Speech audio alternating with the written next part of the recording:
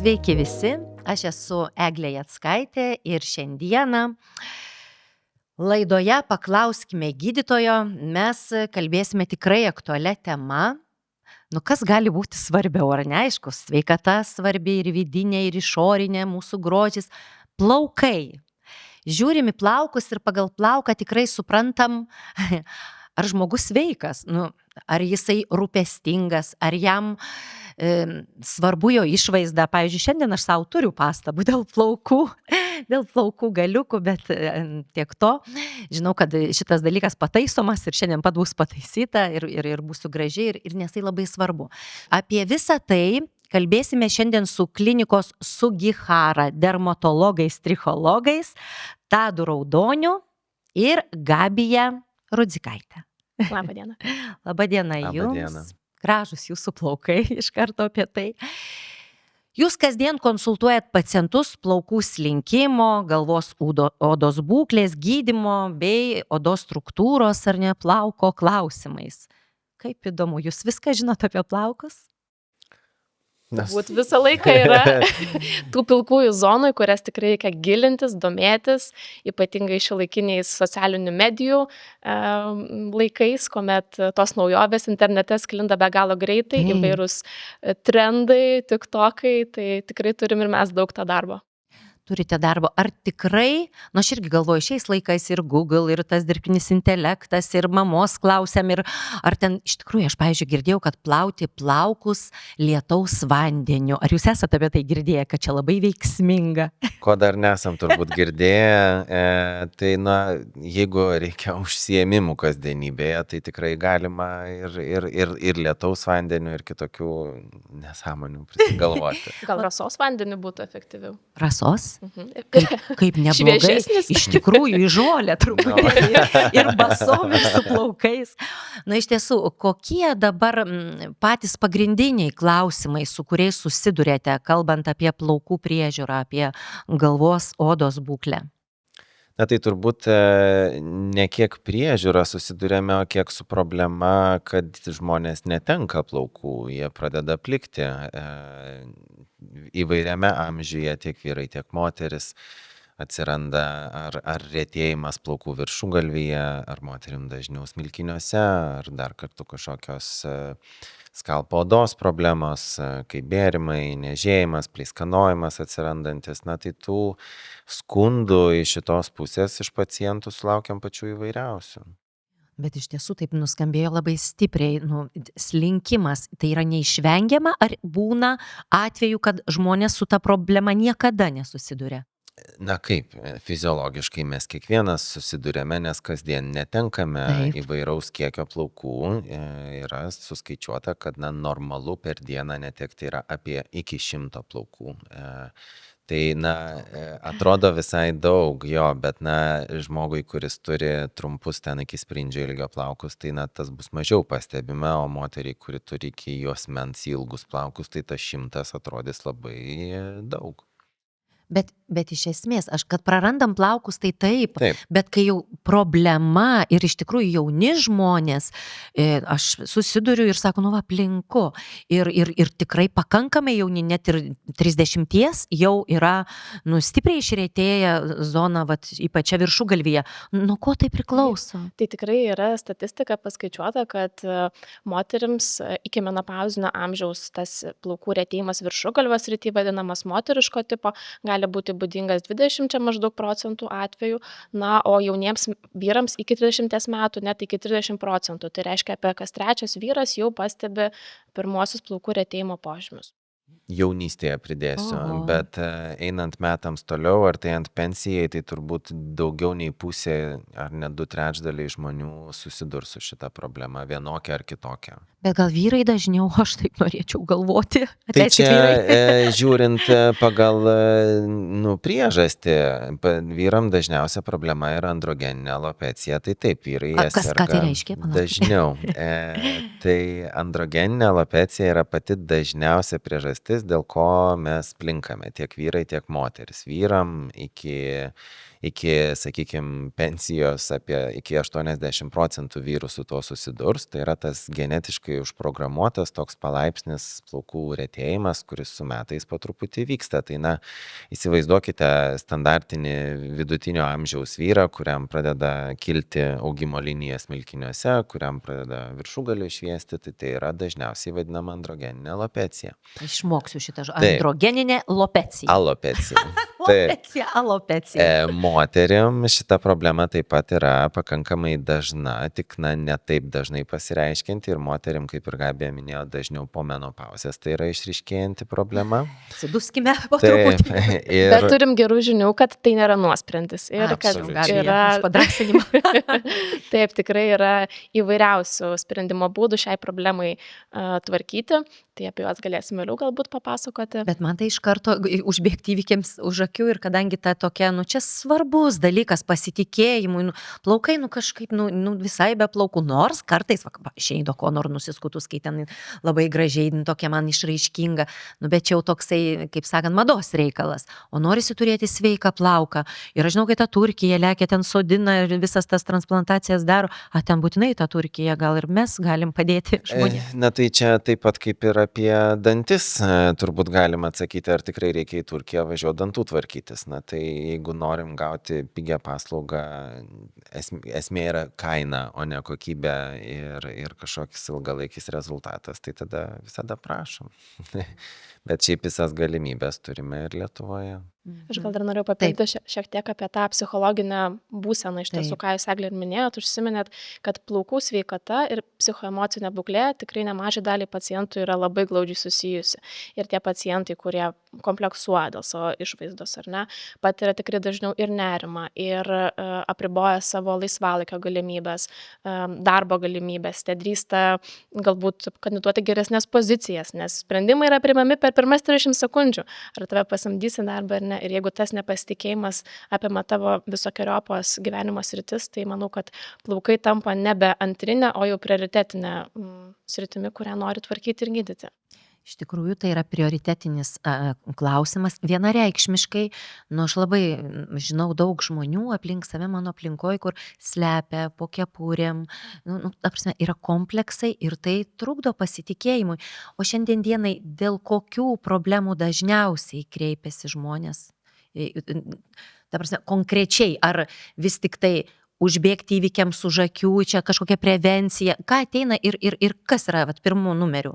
Žmonės. Turbūt, ką stebim, tai kad plaukų pacientai vis sudaro didesnę dalį mūsų klinikos pacientų srauto ir jie kreipiasi vis anksčiau.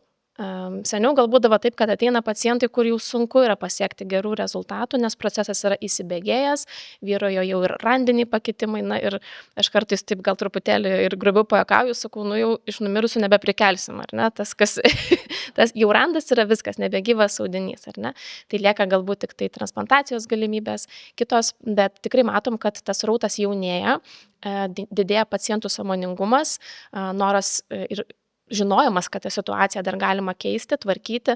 Labai šiuo atveju gerai turbūt veikia pokalbiai draugų rate, moterų prie kavos puodelio, vyrų gal vakare bare, kur tikrai yra pasikalbama nuoširdžiai, kad žinokit, man padeda, man veikia ir pagal tas rekomendacijas pacientai ir jų rato žmonės sugrįžta.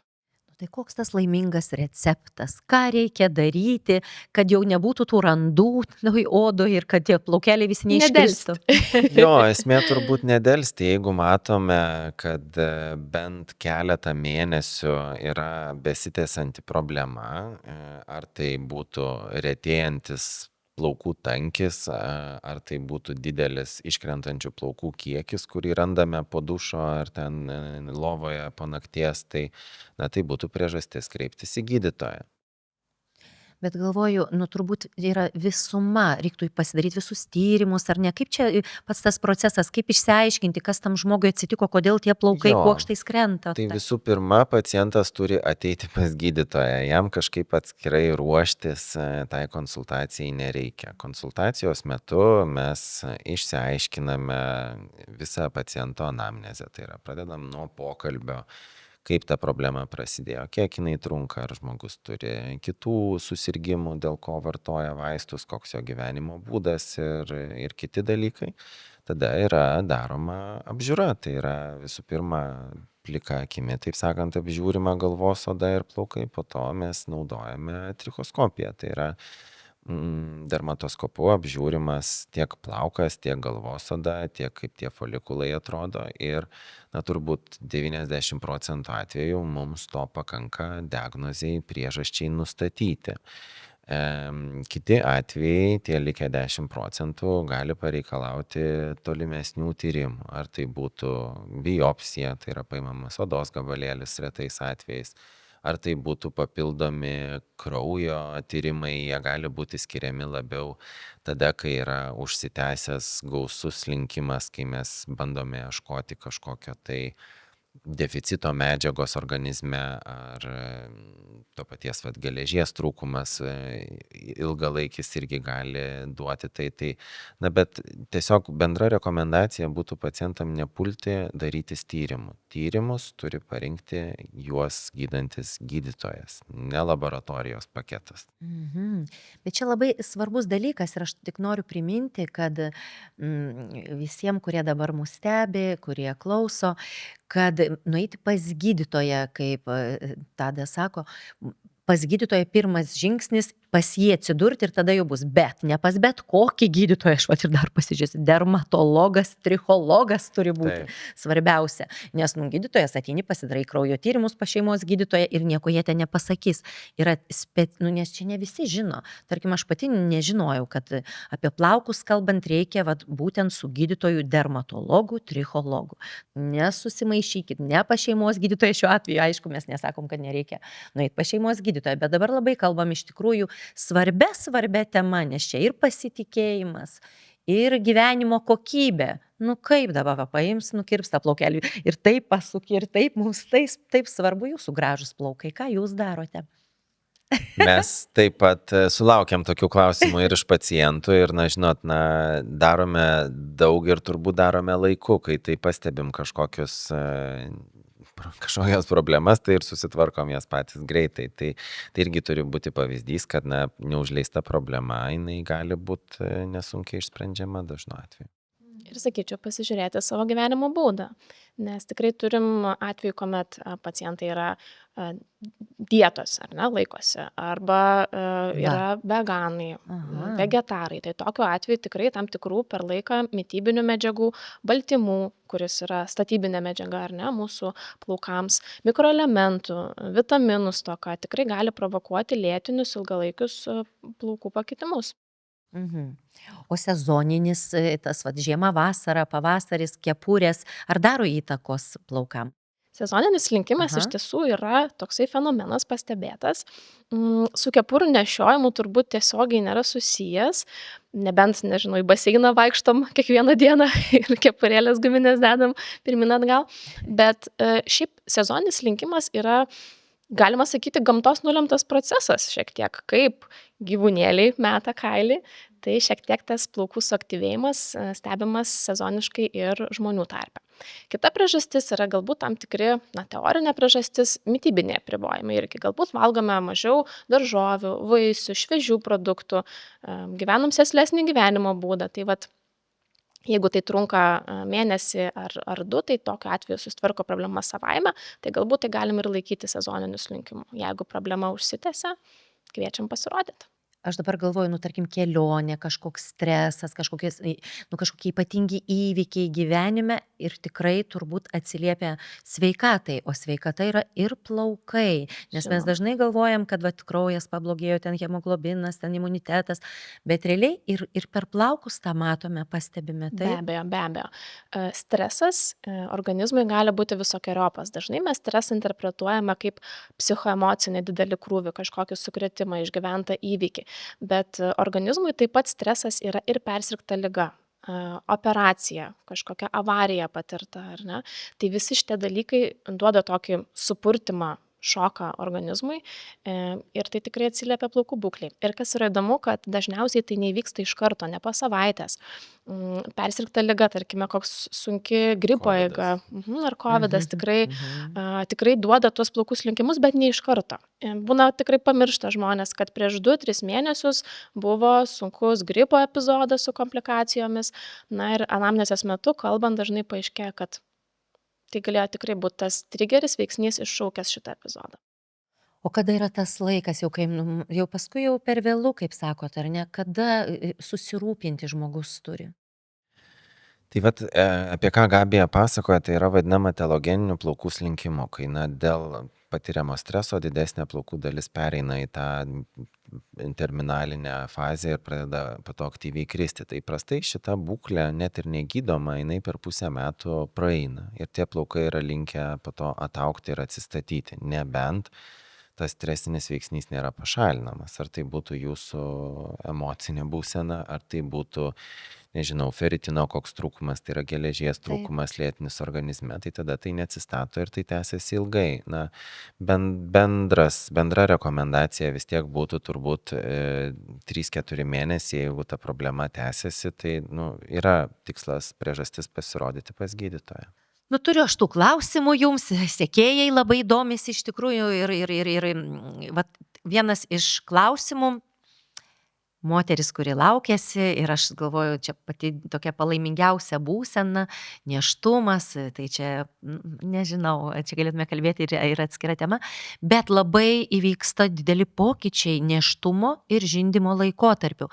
Kiek tai atsiliepia, plaukam?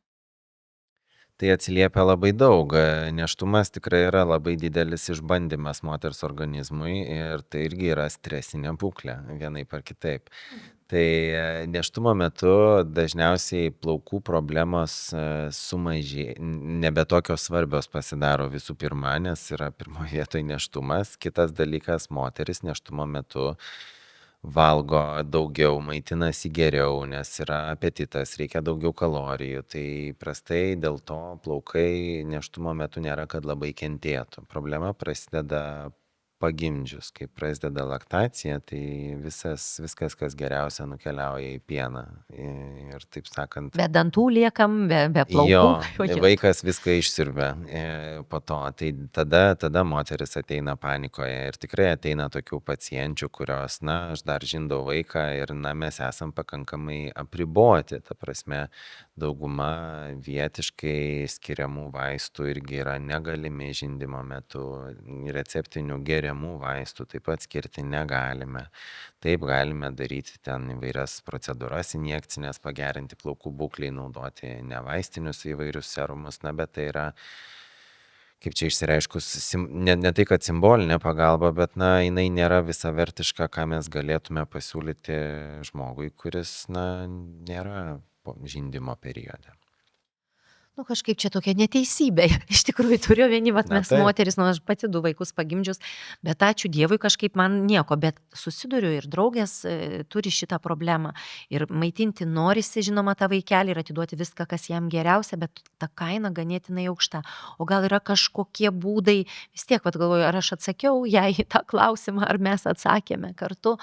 Ką padaryti, nes negalima ten vaistų, gal kažkokie serumai specialūs, ar tai duotų kirpėją, ar vis tik tai reikia gydytojo jau konsultacijos? Vis tiek aš siūlyčiau ateiti pas gydytoją, kad ir nėštumo metu tokių pacienčių irgi ateina, ar dar net ir prieš nėštumą kalbame su pacientėmis, taip atvirai, kai skiriam geriamus vaistus, tai ir turi būti pokalbis apie tai, kad jeigu jūs dabar vartosite tabletes, tai kol jūs jas geriate, jums yra griežtai draudžiama pastoti. Ir tikrai su pacientėm neretai susiduriam su to klausimu, kai jau kurį laiką vyksta gydymas ir mes turim priimti sprendimą, kad dabar aš nebevartosiu gydymo, nes dabar aktyviai planuojam nėštumą.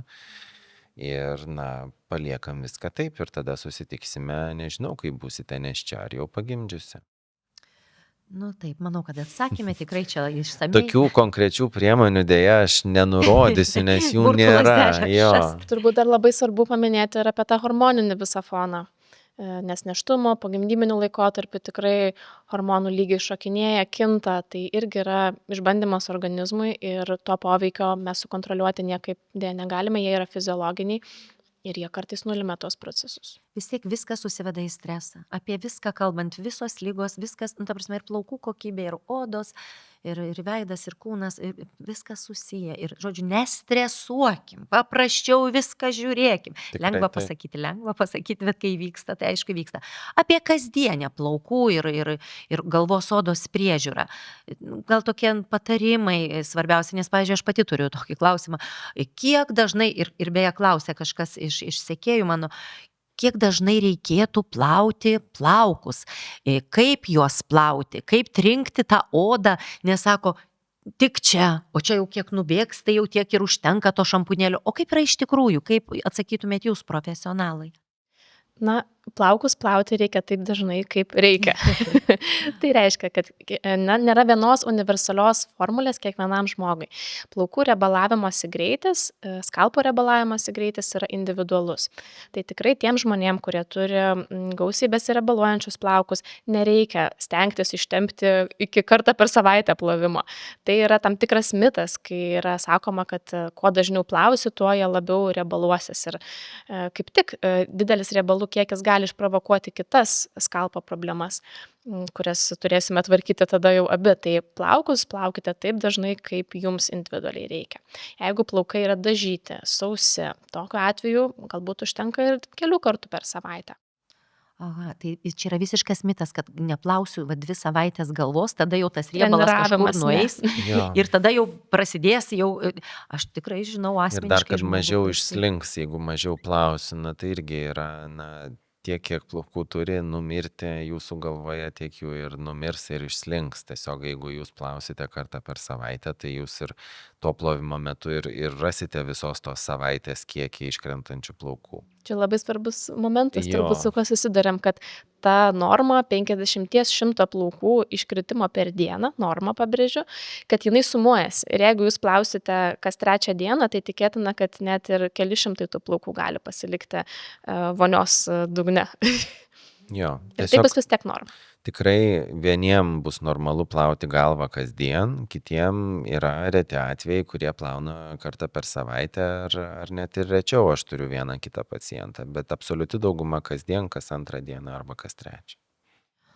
Nu, iš tikrųjų, čia pats pajaučia žmogus, tik tai tiek, kad va, tas mitas yra toks įsigalėjęs ir žmonės galvoja, kad jeigu rečiau plausiu, tai jie mažiau riebaluosis. Mitas. Mitas, ar ne? Va, tai žinokit, čia tikrai mitas. Vitaminai, mityba, mes kalbėjome apie mitybą, jeigu ten morkų daug valgysim, ar kas daržovių, bet vitaminai, įvairūs tie serumai ar ampolės, veiksminga plaukų priežiūrai? Turbūt viskas priklauso, kas toje ampulėje ir tose vitaminuose yra įdėta. Šiaip kaip profilaktinės priemonės arba kažkokiam labai lengviem atvejams spręsti, tai tikrai kitą kartą mes, žinot, net negalim pasakyti, ar ta problema išsisprendė, nes suėjo tas 2-3 mėnesių laiko tarpas ir tiesiog organizmas pats susitvarkė su ta problema ir serumas ar vitaminai buvo tiesiog šalia visą tą laiką, bet nebuvo priežastis tos problemos sprendimo. Tam tikrais atvejais lengvais taip, gali rozmarinų aliejus, kiti komponentai šiek tiek. Gerai, rozmarinų aliejus. Į to aliejaus gert ar tepti? Kaip čia reikia? Dažniausiai serumai yra Serumiukai. serumo O gerti pavidalu. aliejus irgi galima įvairiausius kokius gerus. Nes ir vidinis, ir išorinis. Žinot, visa tai turbūt atsiremia į įrodymų lygmenį. Aha. Ką parašo gamintojas ant pakuotės, uždeda gražios moters su ilgais plaukais vaizdelį, tai nebūtinai yra įrodyta klinikiniais tyrimais.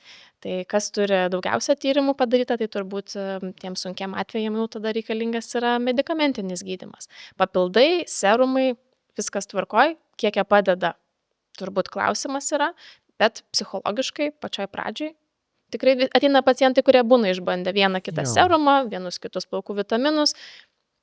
tais atvejais, kuriais nepadeda, tada jau mes imame sunkesnės artilerijos. Iš karto klausimas man pačiai dabar, ar reikėtų keisti ten, tarkim, šampūnai, kondicionieriai, ar prie vieno pripratinti plauką ir nesimėtyti? Kaip rekomenduotumėt? Dabar su šampūnais ir kondicionieriais, ką Aha. labai svarbu suprasti, kad jie negydo slinkimo ir plaukų plikimo problemos nesprendžia. Šampūno funkcija yra gerai išplauti galvos odą. Ir plaukus, jeigu jie yra sutepti. Viskas. Šampūnas jūsų galvoje išbūna, kiek, 30 sekundžių, gal 2 minutės kai kurios palaikome. Tik tiek, tai mes iš to šampūno daugiau ir nesitikėkime. Ką mes skiriame iš šampūnų, tai mes šampūnus dar renkamės pagal galvos odos tipą. Tai yra, jeigu galva yra riebesnė, greičiau susiriebaluoja, tai rinksime šampūnus, kurie mažina tą riebalų gamybą odoje, ar turi kažkokių priešgrybelinių medžiagų, kurios mažina irgi kolonizaciją ir pleiskanų gamybą, taip sakant. Bet tokių, kurie stiprina plauką, dėja, tie įrodymai yra per silpni, yra gan populiarūs šampūnai su kofeinu, bet tai yra labai jau simbolinis poveikis, pavadinčiau. Kondicionierius vėlgi, jis neturi būti tepamas ant odos, jis tepamas yra ant plaukų, tai yra Galiukų centimetrų. daugiau? Daugiau galiukų, bent jau porą centimetrų nuo šaknų jisai turėtų būti paskirstomas, tai jo funkcija vėlgi yra sutepti medžiagomis plauką, kad jis atrodytų gražiau iki kito plovimo. Tik tiek. Turbūt reikia suprasti ribotą potencialą šitų visų priemonių, Taip. nes tiek papildų, tiek plaukų priežiūros priemonių pramonė yra, turbūt ta visa grožio pramonė, jinai yra multimilijoninė, ar ne? Taip. Ir tie skambus šūkiai, teiginiai, jie yra skirti marketingo tikslais, o ne gydymo tikslais. Tai reikia suprasti, kad tai yra tik tai tam tikros dalies problemų sprendimo būdas, o visais kitais atvejais skiriami vaistai, kurie nekainuoja. Tikrai ateina pacientai, kurie išleido būna tūkstančius eurų brangiom įvairiom priemonėm. Mes paskiriam vaistą, kur pakuotė kainuoja galbūt iki 20-30 eurų ir turim puikus rezultatus. Ačiū už šitą pasidalinimą. Ir dabar sugrįšiu prie Tado, nes paminėjo apie pleiskanas. Iš tiesų, kažkada būdavo čemeryčių vandens patepi. Ar dabar tos čemeryčios populiarius, ar yra kitokių dalykų? Ne, tai su pleiskanojimu turbūt absoliuti dauguma žmonių yra kažkuriam gyvenimo periode susidūrę. Tai yra vienas dažniausių skundų be slinkimo. Kita problema, dėl ko ateina, tai yra pleiskanojanti ar niežtinti galvos oda.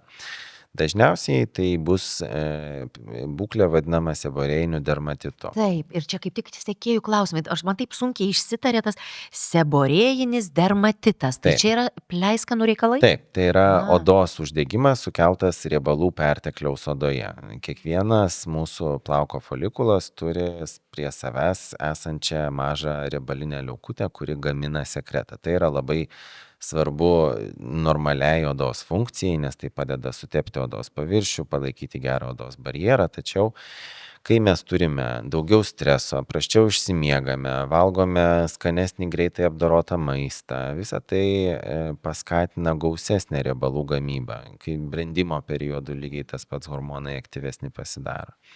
Dėl pagausėjusios riebalų gamybos, tie riebalai pradeda dirginti pačią mūsų galvos odą, pradeda labiau maitinti mūsų odoje gyvenančius mikroorganizmus grybelinius, kurie irgi dar labiau visą tą uždegimo ratą užveda ir pradeda gamintis pleiskanus. Tai šita būklė yra nesunkiai kontroliuojama, žinoma, visokių situacijų pasitaiko, dažniausiai susitvarkome su tuo. Visų pirma, yra šampūnai skirti specialiai seborėjiniam dermatitui, kurie pašalina tą pleiskanų perteklių. Toliau yra įvairūs ir nevaistiniai tepami serumai, kurie irgi turi aktyvesnių medžiagų. Ir toliau, jeigu nepadeda, tada jau einame pas gydytoją, kuris jums paskiria tiek tepamus vaistus, kartais ir geriamus reikia trumpam pavartoti, bet susitvarkom su ta problema. Nes galbūt svarbu paminėti, kad galvos odos pleiskanojimas ir niežėjimas nėra tik vienos ligos išraiška. Jau konsultacijos metu mes atliekame diagnostiką, nes gausybė įvairiausių ligų gali pasireikšti ir skalpo odoje. Galbūt vienas iš pavyzdžių būtų žvynelinė, ar ne, psoriazė, atopinis dermatitas, sudirgimai, alerginės reakcijos įvairios nuo naudojamų priemonių. Tai yra visa puokštė, ne viena liga. Bet šiaip tai čia yra labai rimta problema ir dažniausiai ji užsitęsia pas žmonės, nes susitinki, bet aš dabar ne juodai apsirengus, čia plaukelis gerai, nieko tokio, bet realiai nusėta viskas, Jo. ten balta ir žmogus irgi labai kompleksuoja ir nebežino, ką daryti. Aš čia pajokavau su to čia meryčiu, ten gal nautelių daugiau vaikystėje, tankio šukos, kaip šukuodavo, ten pas močiutę būdavo. Čia ant ir laikraščio. dabartis, žinokit, Ar yra ir tokia dabar? yra Ar tikrai yra tai. utėliukai pas Ir žmones? utėlių, ir niežų yra daug. Glindų. O jie klausykit visi.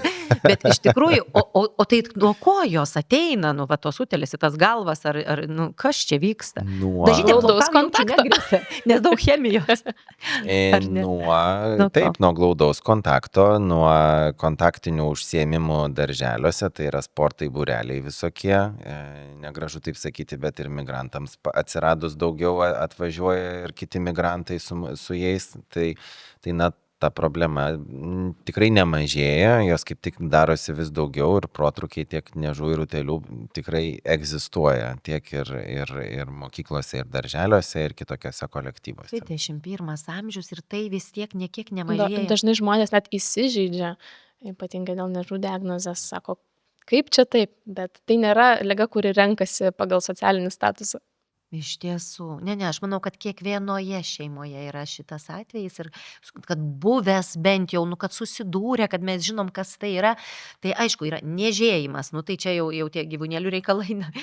Nebūtinai, jo. Ar kažkokie, kas ten egzemos, kas ten Taip, vyksta. tai apskritai grįžtant prie to, kaip jūs sakote, kad tai yra didelė problema, tikrai taip, ir tai dažniausiai yra lėtinė problema. Deja, bet beveik viskas medicinoje yra lėtinės problemos, išskyrus vėžį ir infekcijas. Visa kita yra reikalinga nuolatinė priežiūra. Tai yra dėl to irgi svarbus kontaktas paciento su gydytoju, kad mes turėtume planą, kaip elgtis, kai ištinka paūmėjimas. Ar ten keletą dienų daugiau pavartoti vaistus, kurie nuramins. Nes ypač jeigu apie pleiskanojimą kalbame, tai taip, mes neišspręsime jo su visam niekada. Tai visada reikia tiesiog turėti su savimi vaistų, šampūnus, kurie palengvins situaciją. Čia kaip alergija šiais laikais, ar ne, ir paima ištinka, čia gali ištikti toks dalykas, bet aš sakau, man atrodo, kaip padėti tam žmogui, kuris va dabar klauso ir neišsivaduoja iš tų pleiskanų, liaudiškai tariant, o iš tikrųjų tai vadinasi seborėjinis dermatitas, čia jau taip taisyklingai. O kaip išsivaduot? Ateiti pas jūs ir jūs pakonsultuosit, pasižiūrėsit pas gydytojus, dermatologus, trichologus reikia eiti. Taip, Gabija ir Tadas. Ačiū, Meglė, už edukaciją. Tai pirma turbūt pati pagalba ir būtų nukeliauti į vaistinę ir rinktis šampūnus, kurie yra pažymėti DS raidėmis. Dermatitis seborėjika lotyniškai DS raidėmis. Ten dažniausiai yra įvairių raminančių veikliųjų medžiagų, žvynelį nusluoksniuojančių medžiagų, taip pat priešgrybelinių veikliųjų medžiagų, tokių kaip piroksolaminas, ar galima netgi nizoral tokį šampūną irgi nusipirkti su ketokonazolu, kitų priešgrybelinių komponentų. Na ir pabandyti plauti šiuo šampūnu bent 2-3 kartus per savaitę, išsimuiluoti, palaikyti bent 3 minutes, kad tos veikliosios medžiagos šiek tiek įsigertų ir tuomet išskalauti.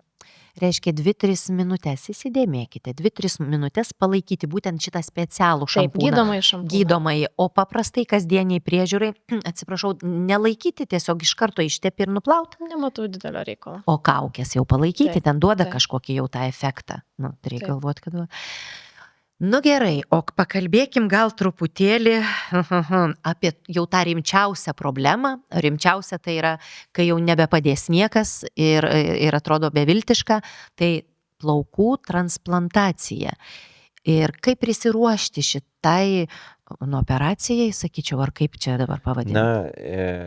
Taip, tai yra laikoma procedūra, mes tai vadiname, tai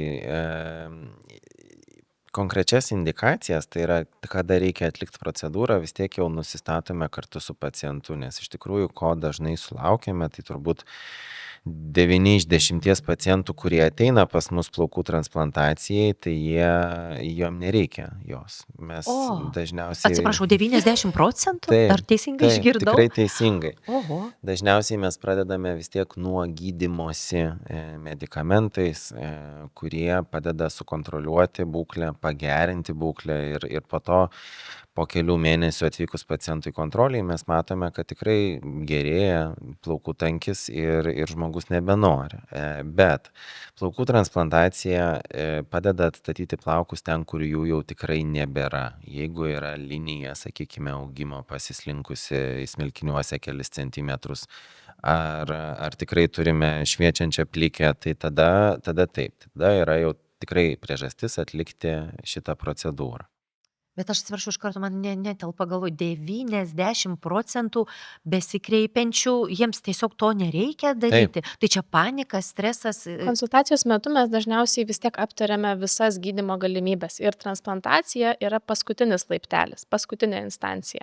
Tai iki tol visą laiką išbandome kitus gydymo būdus. Tai yra tiek gyvenimo būdo korekcija, Taip. tiek tam tikrus vietinius preparatus, sisteminius gydymo būdus, procedūras injekcinės ir ne tik, ir tik tai, kai visas tas kompleksas yra išnaudotas, visos galimybės yra išsemtos, likusiam efektui pasiekti yra pasitelkiama transplantacija. O moterų ar vyrų čia didesnė problema? Jūs patys kaip susidurėt? Daugiau vyrų, bet kai kuriais atvejais ir moterim gali būti atliekama šita procedūra. Ir ką dar labai svarbu pabrėžti, kad transplantacija nėra toks kaip atskiras ir pagrindinis sprendimas. Gydymas vaistais vis tiek yra reikalingas tiek prieš, tiek po transplantacijos, siekiant išsaugoti tos visus kitus plaukus, kuriuos jūs dar turite viršugalvyje dažniausiai.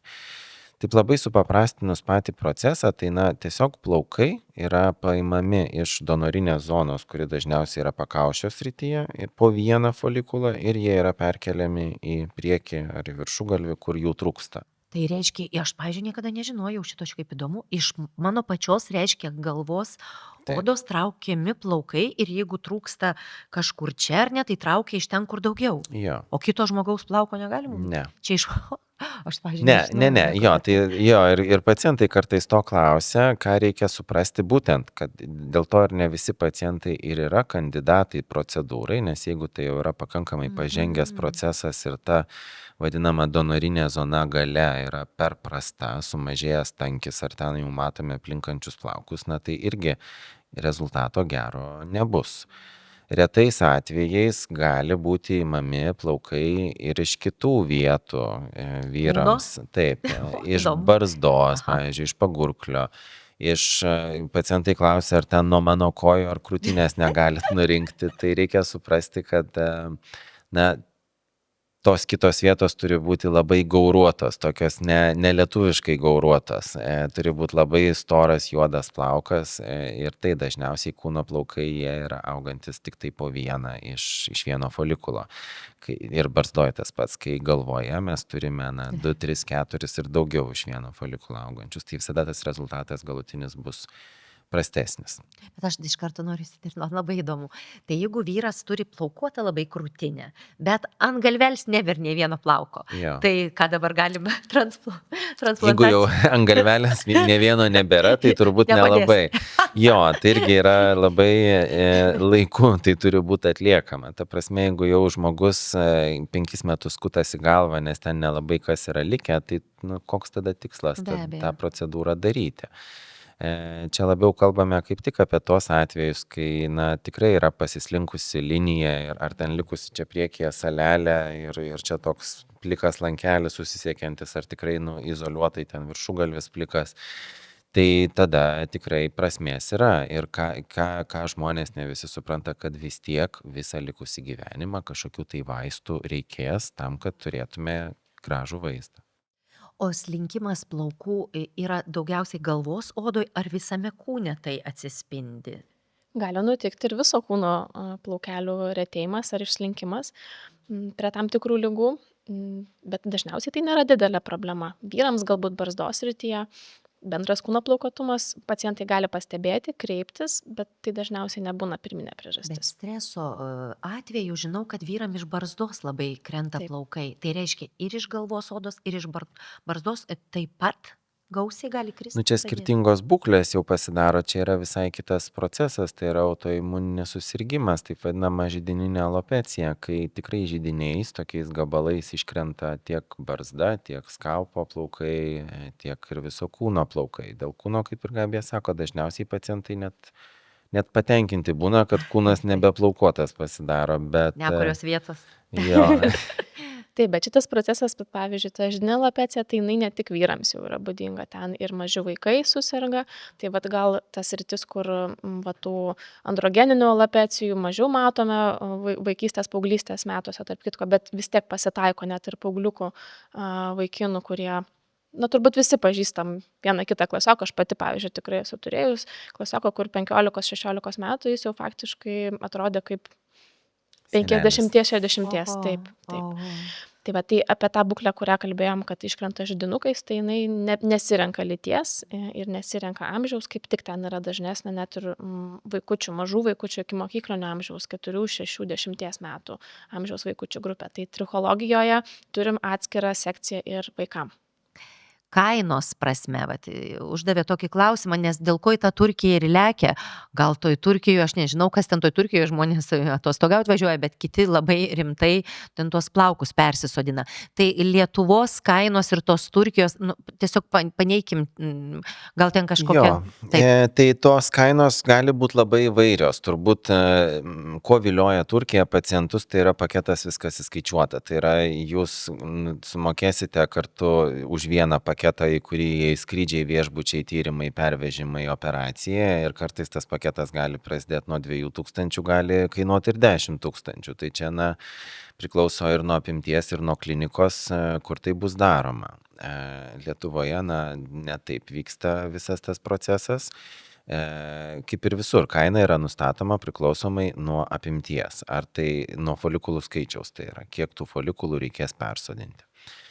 Dažnu atveju vien užmesti akį gydytojui į nuotraukas paciento neužtenka, kad mes tą realų kiekį įsivertintume. Dėl to ir negalime nurodyti labai konkrečios kainos pacientui taip iš anksto. Dėl to tai yra nusprendžiama konsultacijos metu. Jeigu taip grubiai pasakyti, tai Lietuvoje, bent jau mūsų klinikoje, tai ta kaina svyruoja intervale tarp 3-6 tūkstančių. Bet tai yra vėlgi priklausomai nuo kiekio. Nuo 3 iki 6 tūkstančių. Nu, jeigu tikrai labai didelė problema, tai žmogus kažkaip gali, pas Turkiją, manau, išauktų daug daugiau tą kainą. Taip, tikrai žinokit, sulaukiam pacientų, kurie būna tokius pat ar net didesnius pinigus sumokėję Turkijoje. Ir kita didesnė problema tai yra pacientai, kurie susiduria su baisiomis komplikacijomis. Turėjome metų pradžioje vieną pacientą, kur kalėdas praleido ne namuose, o reanimacijoje Turkijoje, nes buvo realiai sepsis ir gyvybės ir mirties klausimas.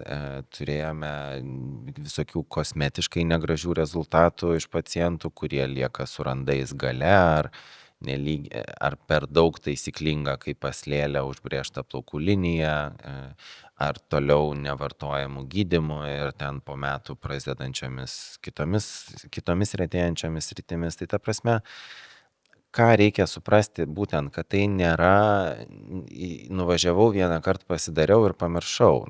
Visada reikia prižiūrėti plaukus ir jais rūpintis, ar tai būtų vaistai ir tą procedūros poreikį transplantacijos nusprendžiam kartu su gydančiu gydytoju, kuris mato poreikį tą procedūrą daryti dabar ar vėliau, ar niekada. Ačiū.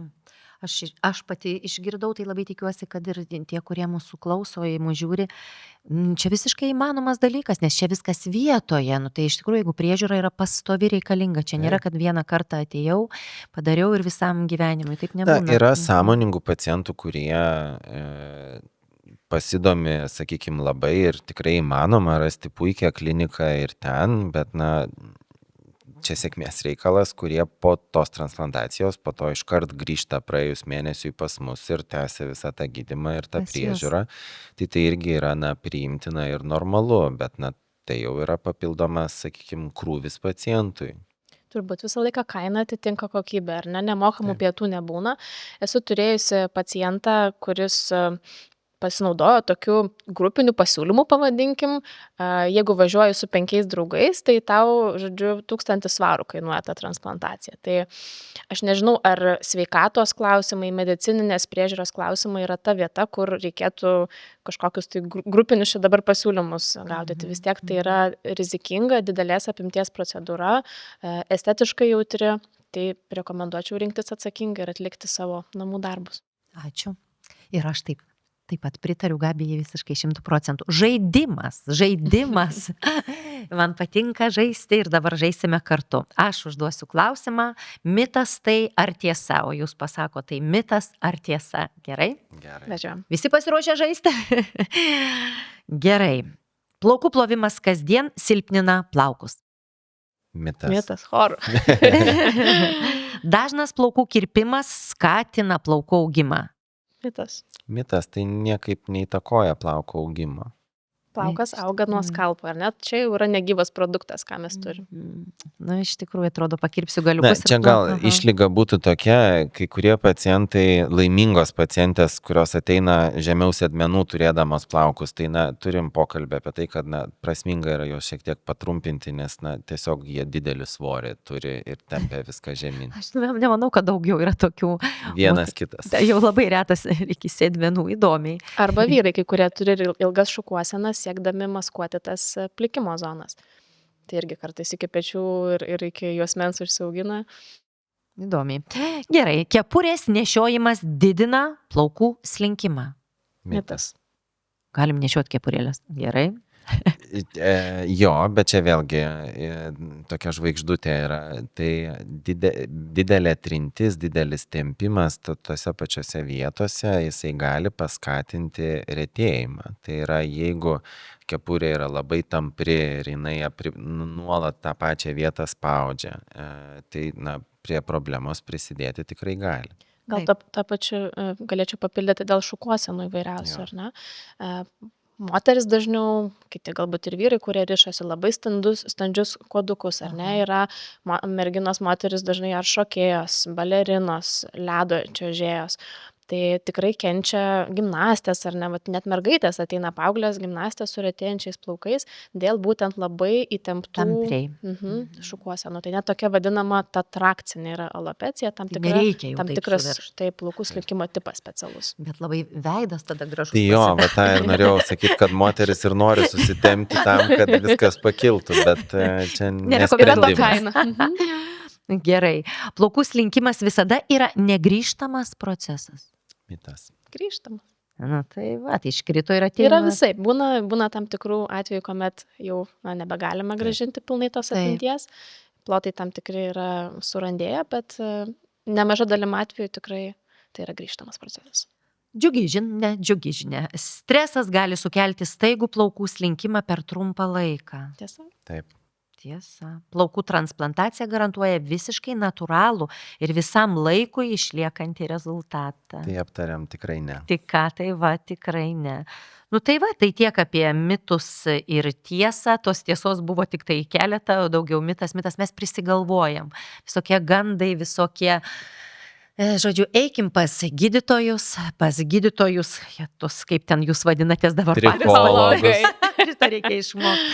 Iš tikrųjų, man pačiai buvo labai įdomu, aš labai daug sužinojau, labai tikiuosi, kad ir žmonės, kurie dabar mus stebi, kurie girdėjo mus, irgi įsiminė svarbius dalykus ir sužinojo daug naudingų dalykų.